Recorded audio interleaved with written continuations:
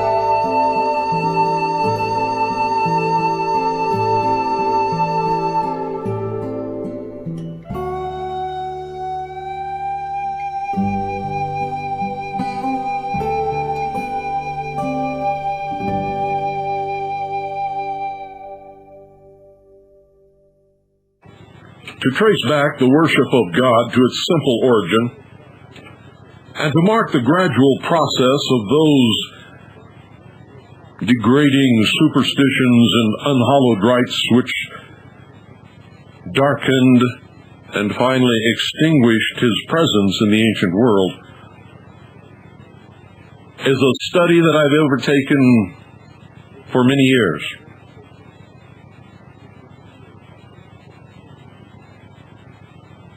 At first, Men enjoyed the blessings of nature like children, without inquiring into causes. It was sufficient for them that the earth gave them herbs, that the trees bore them fruit, that the stream quenched their thirst. They were happy. Oh, they were happy.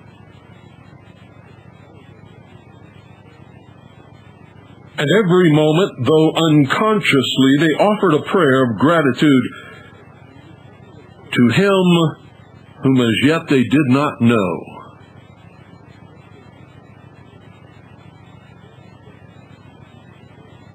And then a system of theology arose amongst them, vague and indefinite, as the waters of the boundless sea. They taught each other that the sun and the earth, the moon and the stars were moved and illumined by a great soul which was the source of all life, which caused the birds to sing, the brooks to murmur, and the sea, the great and mighty sea, to heave.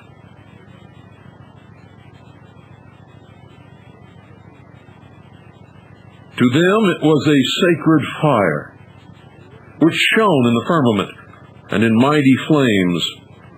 It was a strange being, which animated the souls of men, and which, when the bodies died, returned to itself again. They silently adored this great soul, this great spirit.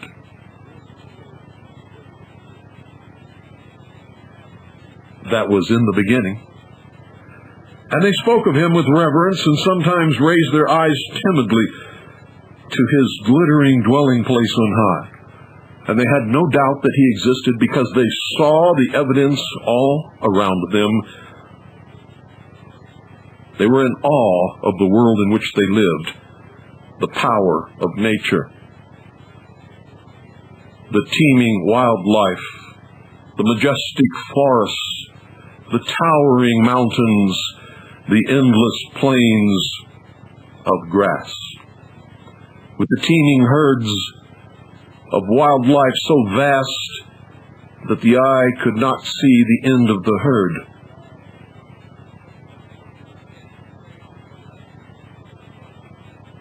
They watched as the sun coursed across the heavens during the day, and dreaded the coming of the night and the beasts that prowled therein, and huddled together in the darkness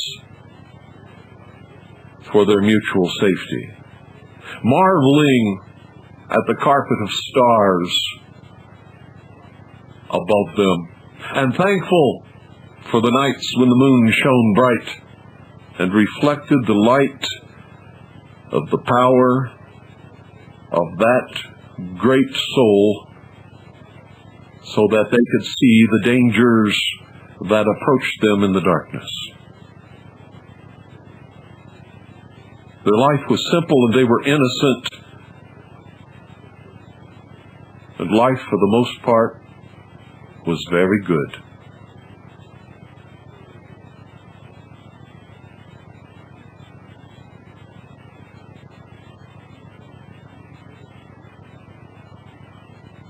Soon they learned to pray. Pray probably began as wishful thinking when danger approached,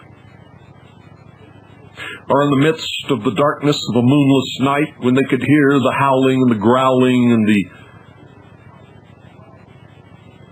pacing of the wild beasts back and forth in front of their cave, or their nook in the rocks, or beneath the tree into which they had climbed, seeking safety.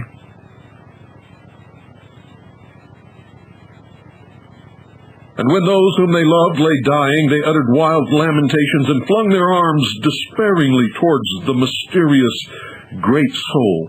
For in times of trouble, the human mind, so imbecile, so helpless, so innocent, clings to something that is stronger than itself.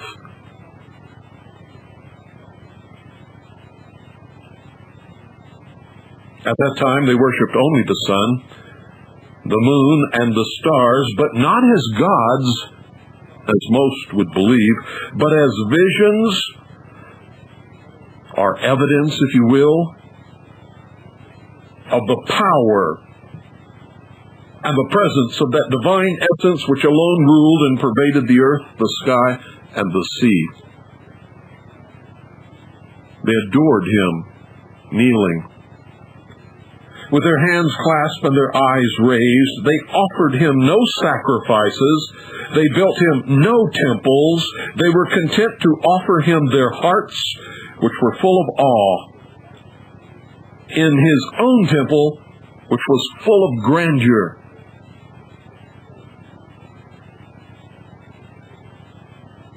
And some say that there are yet some barbarous islands where men have no churches nor ceremonies, and where they worship God reflected in the work of his 1,000 hands.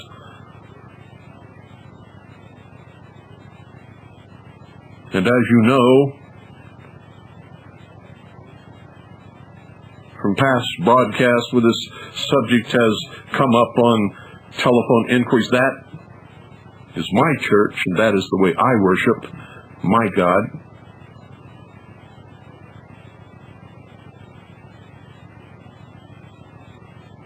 But we're not speaking of the present day.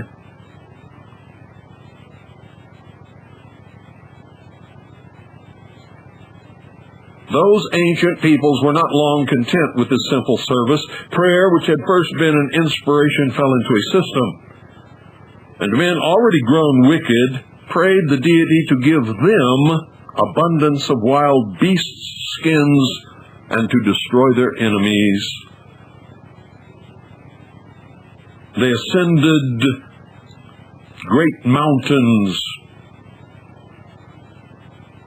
They sought out eminences and hills, as if hoping that thus being nearer God, he would prefer their prayers to those of their rivals. That is the origin of that superstitious reverence for high places, which was universal throughout the whole of the heathen world.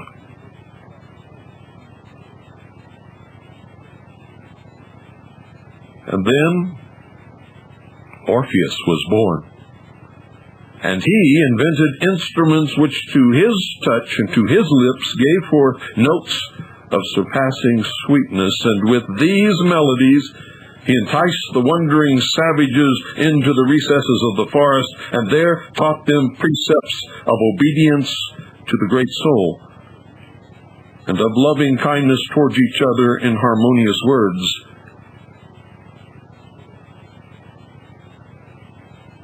So they devoted groves and forests to the worship of their God. And there were other men who had watched Orpheus and who had seen and envied his power over the herd who surrounded him. What today we would call the masses, the sheeple. They resolved to imitate him. And having studied these barbarians, they banded together and called themselves their priests, and thus was born the priesthood, which exists to this day. Religion is divine, but its ministers are men, and sometimes they are demons with the faces and wings of angels.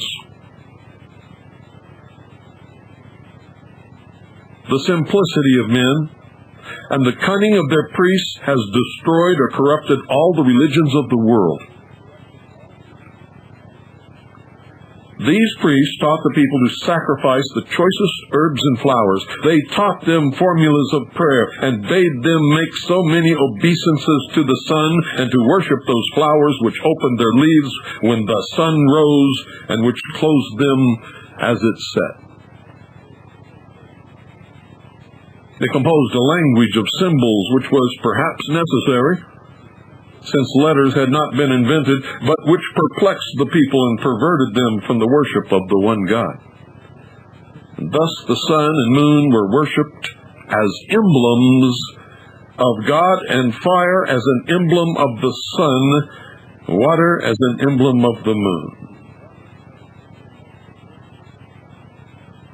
The serpent was to be worshipped also as an emblem of wisdom and eternal youth, since it renews its skin every year and thus periodically casts off all symptoms of old age. And the bull, the most vigorous of animals. And if you don't believe that, you've never been to Spain to a ranch which specializes in raising the pure line of fighting bulls, which are ultimately put to the death in the ring, but nevertheless, while they live, are truly, without a doubt, the most vigorous, the most robust, the most challenging, the most masculine of animals probably upon the face of this earth, and whose horns resemble those of the crescent moon. The priests observed the avidity with which the barbarians adored these symbols and increased them.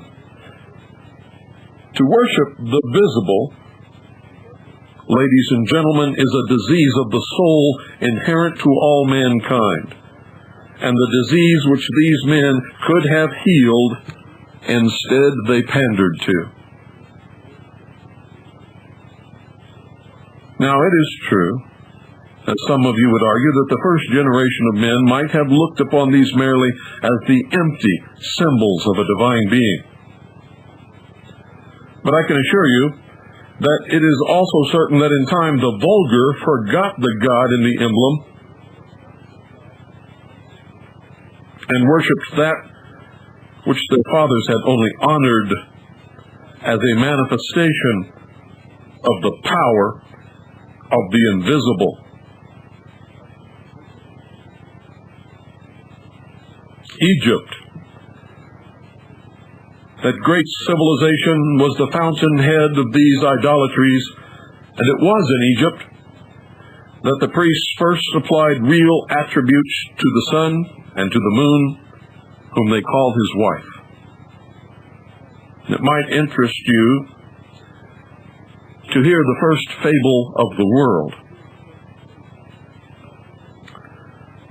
And I've told you this story before, but I'm going to tell you again tonight because it never hurts to repeat a lesson even to those who have heard it many, many times.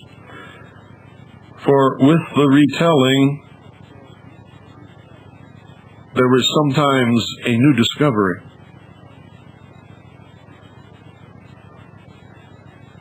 From the midst of chaos was born Osiris, and at his birth a voice was heard proclaiming, "The ruler of all the earth is born."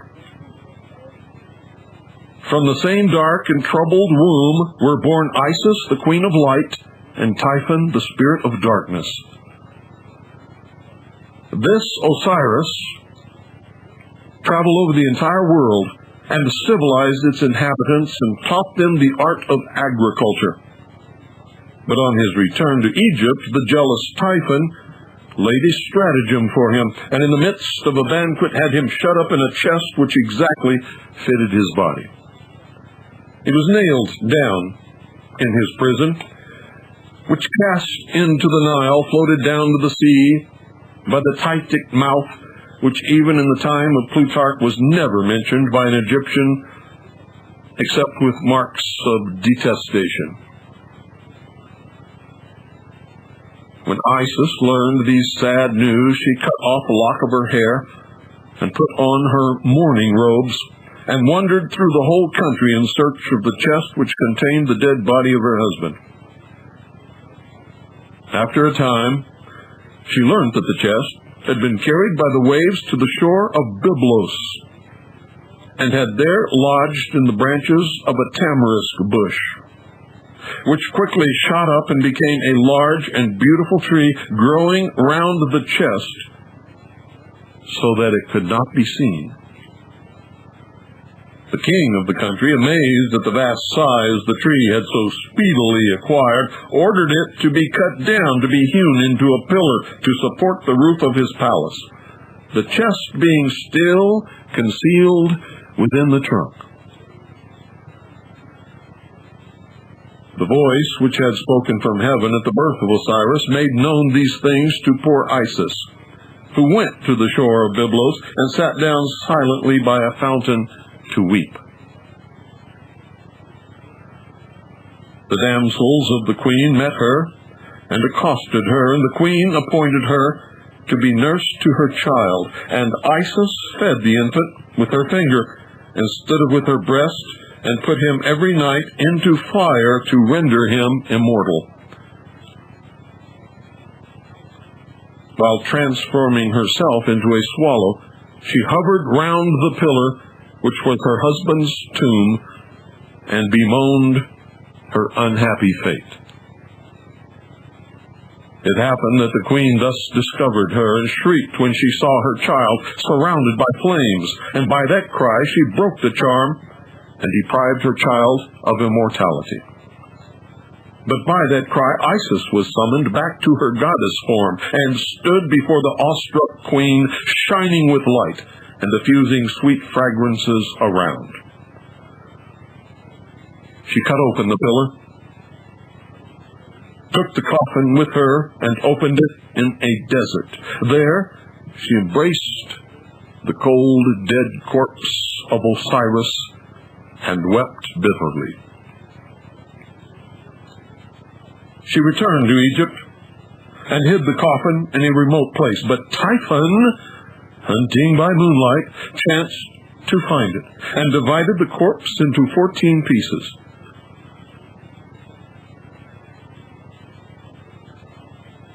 Again Isis set out on her weary search throughout the whole land, sailing over the fenny parts in a boat made of papyrus. She recovered all the fragments, except one which had been thrown into the sea. Each of these she buried in the place where she found it, which explains why in Egypt there are so many tombs of Osiris. And instead of the limb which was lost, she gave the phallus to the Egyptians, and placed it upon the altar of their temples, the disgusting worship of which was thence carried into Italy, into Greece, and into all the countries of the East. And when Isis died, she was buried in a grove near Memphis. Over her grave was raised a statue covered from head to foot with a black veil, and underneath was engraved these divine words: I am all that has been, that is, that shall be, and none among mortals has yet dared to raise my veil. Beneath this veil are concealed all the mysteries and learning of the past. Many scholars throughout the ages, fingers covered with the dust of venerable folios, eyes weary and reddened by nightly toil, me included, have attempted over the years to lift the corner, just a little corner of this mysterious and sacred covering. And tonight I am revealing to you just a little of what I have found. These two deities, Isis and Osiris, were the parents of all the gods and goddesses of the heathens, or were indeed those gods themselves worshipped under different names. The myth, the fable, the story itself was received into the mythologies of the Hindus and the Romans. Sira is said to have mutilated Brahma as Typhon did Osiris, and Venus to have lamented her slain Adonis, just as Isis wept for her husband God. As yet, the sun and moon alone were worshipped under these two names, and as I have demonstrated, besides these twin beneficial spirits, men who had begun to recognize sin in their hearts had created an evil one who struggled with the power of light and fought with them for the souls of men. Now, folks, it is natural for man to fabricate something that is worse than himself, even as it is natural in times of terrible tragedy to look above for something that is greater than himself. Even in the theology of the Native Americans, which is the purest, probably, of the modern world, the most innocent, very, very close to that which existed in that long ago age, there is found a Mahatau, or dark spirit. Osiris, or the sun, is now worshipped throughout the whole world, though under many different names. He was the Mithra of the Persians, the Brahma of India, the Baal or Adonis of the Phoenicians, the Apollo of the Greeks, the Odin of Scandinavia, the Hu of the Britons, and the Baiwi of the Laplanders. Isis also received the names of Isling, Ceres, Rhea, Venus, Vesta, Sybil, Niobe, Melissa, Diana, Nihalinia in the north, Isi with the Indians, Puza among the Chinese, and Caridwen among the ancient Britons. The Egyptians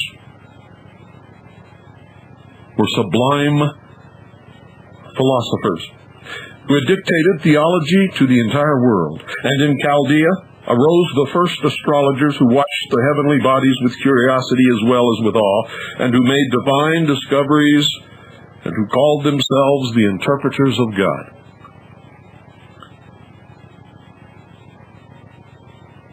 They believed that the stars were the spirits of great men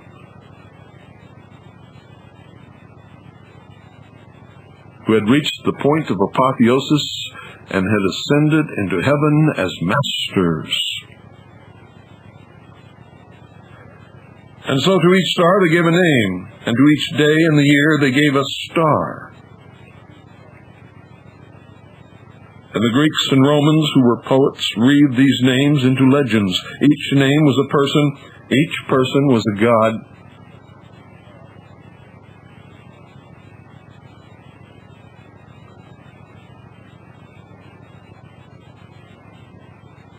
From these stories of the stars originated the angels of the Jews, the genii of the Arabs, the heroes of the Greeks, and the saints of the Roman Catholic Church. Corruption grew upon corruption, and superstition flung a black and hideous veil over the doctrines of religion. A religion is lost, ladies and gentlemen, as soon as it loses its simplicity. Truth has no mysteries.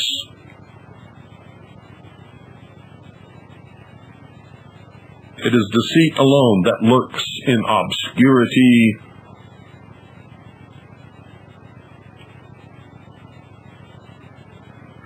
Soon men multiplied God into 1,000 names and created him always in their own image. Him, too, whom they had once deemed unworthy of any temple less noble than the floor of the earth and the vast dome of the sky, they worshipped in caves and then in temples, which were made of the trunks of trees, rudely sculptured at first, and ranged in rows to imitate groves, and with other trunks placed upon them traversely. And such were the first buildings of worship erected by man from no reverence for the deity, but to display that which they doubtless conceived to be a stupendous effort in art, something to impress, awe, and cower their flock. It may not be needless to remind many of you that a superior being must view the elegant temples with which we contemplate the rude efforts of those early heathens who deemed God unworthy of the fruits and flowers which he himself had made, and offered to him the entrails of beasts and the hearts of human beings, that which he had created as sacrifices unto him. How utterly absurd. We can compare an ancient and fallen religion to the ship of the Argonauts, which the Greeks, desiring to preserve to posterity, repaired it in so many different ways that at length there did not remain a fragment of the vessel which had borne to Colchis the conqueror of the Golden Fleece. If he had lived to see the end result, he would not recognize it as his own boat.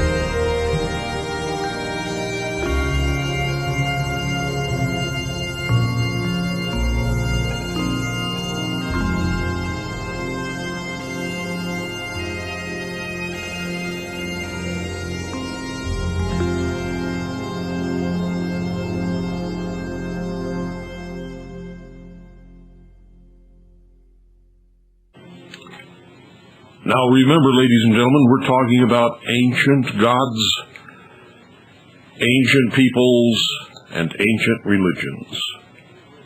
So let's pass over a lapse of years and then contemplate the condition of these nations in whom religion had been first born. And we'll find the Egyptians adoring the most common of plants, the most contemptible of beasts, the most hideous of reptiles.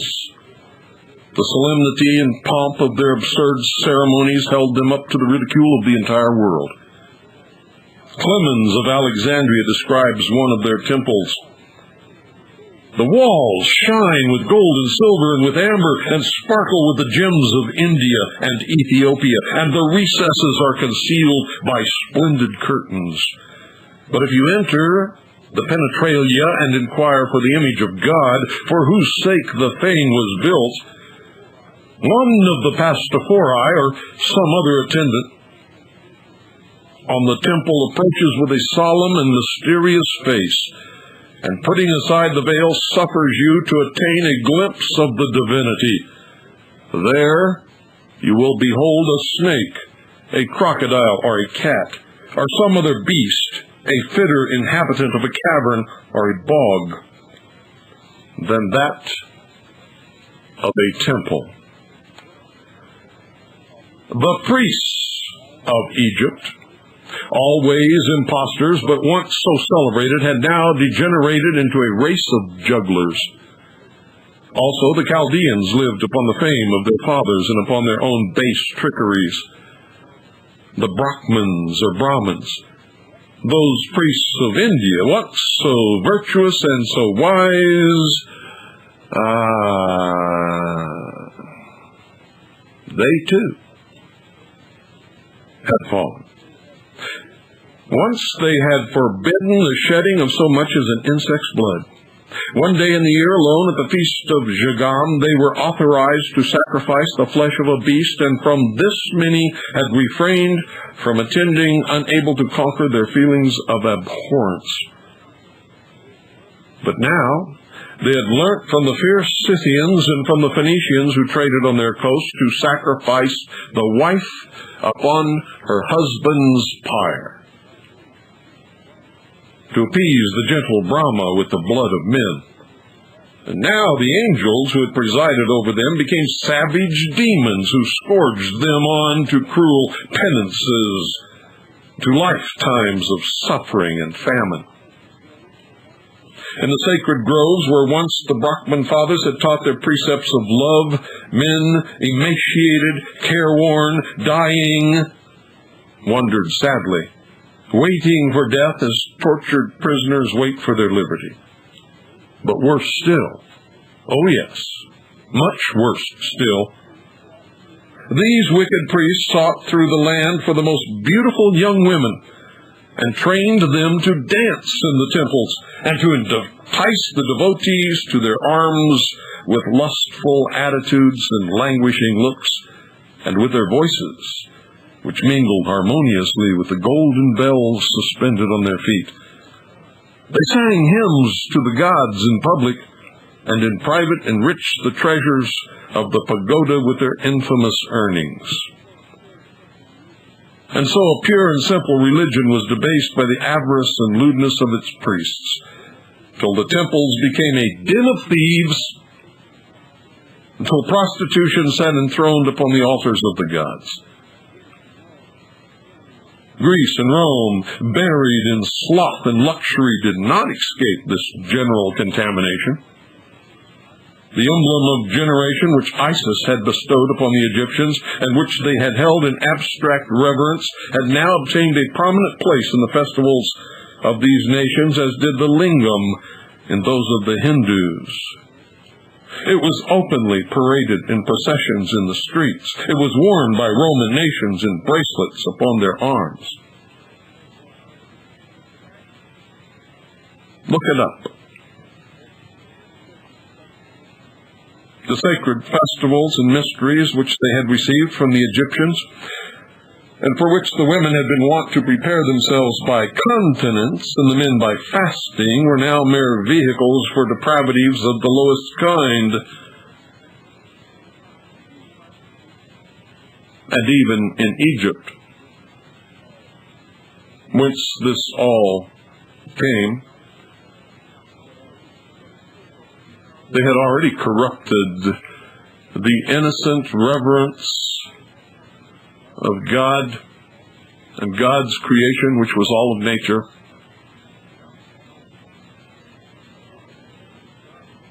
Had taken man out of God's temple that God had built and put him into man's temples that man had built that could not even remotely begin to duplicate the grandeur or even come close to any kind of representation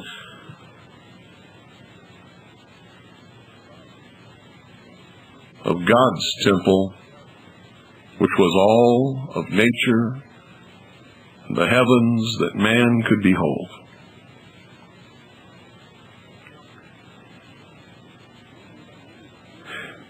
Men were permitted to join the women in their worship of Bacchus, of Adonis, of the Bona Dea, and even of Priapus, and so dissolute did the Dionysia become that the civil powers, ladies and gentlemen, were compelled to interfere with those of religion, and the Bacchanalia were abolished by decree of the Roman Senate. It was so depraved that even the depravity of what we have studied, that were the men who occupied the great Senate of Rome, could not stand it. And the Jews, the chosen people of God, had not their religion changed? Had not God, weary with their sins, yielded them to captivity, scourged them with sorrow, menaced them with curses? They worshipped Baal Peor, the Priapus of Assyria. They sacrificed their children to Moloch. They had dancing girls in the holy temple. I'm not going to go deeper into particulars so degrading to human nature. I will rather invite you to follow me to a corner of the world where, at least for many ages, religion was preserved in its pristine purity, although misused, misdirected, and its power abused.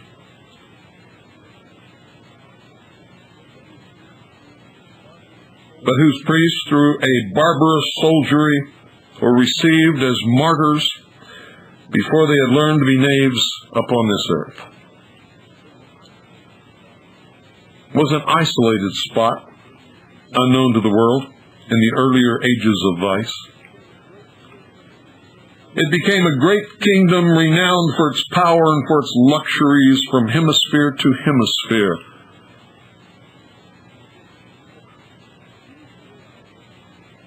It abused its powers.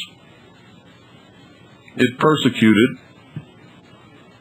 those peoples with whom it came in contact and whom it usually ended up ruling. And God eventually struck that empire down. But in its early days, it is worth studying. It was encircled by the blue waters of the German and Atlantic seas and abounded in the choicest gifts of nature. It was called the White Island from those cliffs which still frown so coldly upon Gaul, and the land of green hills from its verdant mountains. And Monday night, I'm going to take you to its shores by a roundabout venture, and I will show you its priests in their white robes and its warriors in the blue paint of war, and its virgins with their long and glossy yellow hair. And I will precede that, beginning Monday night, by leading you back into the past and relate to you why this land was called Albion. Why Albion? And indeed, why Britain?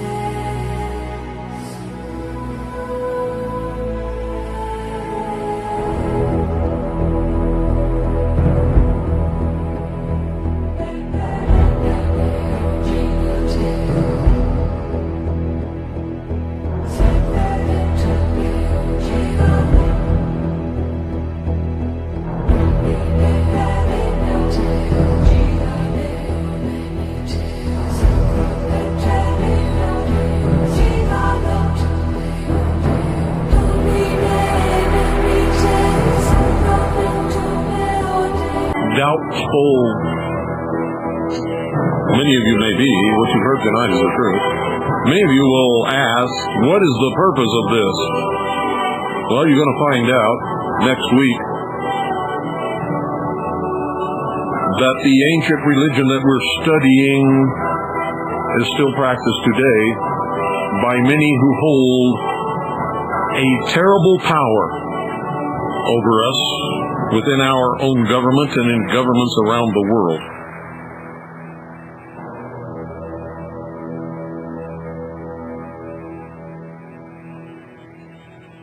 And it is this duplication of the misuse of the power and the ability to hold knowledge and technology and secrecy over the ignorant herds of sheeple, if you will, who are so trusting and so believing and so magnificently faithful that they willingly follow the Judas goat to the shearing pens and then ultimately to the slaughterhouse. And so I advise you to pay close attention to these lessons. And don't be stupid and don't be foolish. And don't think that you know all the answers, because there are very few of you in this listening audience who have ever bothered to study anything beyond the end of your own nose. Nor have you ever listened to any other than the liar who stands behind the pulpit of your church and preaches to you the doctrines that cause you to follow these Judas goats. There's many more than one, believe me.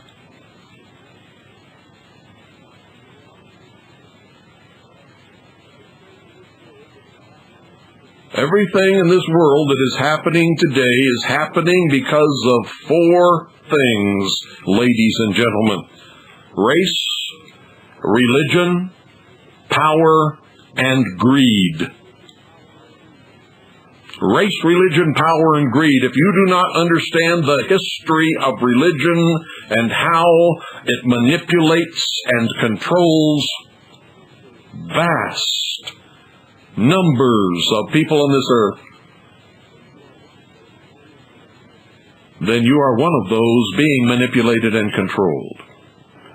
Tonight's broadcast was taken in part from W. Winwood Reed's long-lost classic entitled The Veil of Isis, or Mysteries of the Druids, and from my own personal research.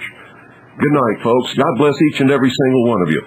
Good night, Annie Poon Allison. I love you.